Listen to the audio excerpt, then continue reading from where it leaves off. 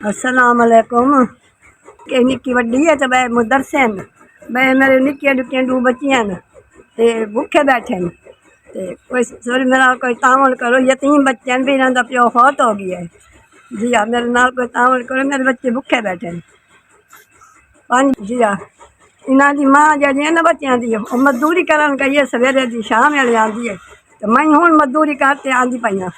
जब मैं मजदूरी चाहवी मैंने हुण छडवाया इन्हें, मेरे साथ ना कोई तामल करो, मेरे बच्चे खाने सवेरे दी वही बच्चियां दे मगर सर्दी बला शाम वेले आंदी ना बच्चियां दे मगर मजदूरी करते खवावन दे मगर जी भुखे बैठे न बच्चे।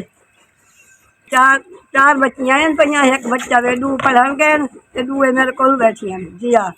कोई मतलब कोई वसीला जरूर जड़ा ना तावन मेरे लाल करो, मेरे बच्चे भुखे बैठे तावन कीता करो, मेहरबानी की तो महीने दो महीने जरा कोई हो सके तो मेरे नाल तावन कीता करो। मेरे जी उन्होंने का खर्चा ही ना दिता करो मेरे बच्चों का जी हाँ, पढ़ाई का खर्चा ही है तो उन्हीं को जड़ मेरे बच्चे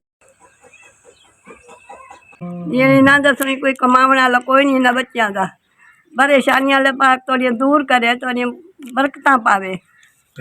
ये 15,000 महीना रोजी पानी ला तो खवे बच्चों का मदरसे का खर्चा भरे कपड़े सिगड़े बाला लाए दे पढ़ाई जड़े पढ़ाई से भरे जी हाँ, खर्चा नहीं होते मदरसे नहीं चल कोई यो करे समय न लाए दे नाले बच्चों की रोजी कोई नहीं सवेरे दी वही तो कई छपन दी दिहाड़ी के कुछ जी नहीं बनता जी हाँ।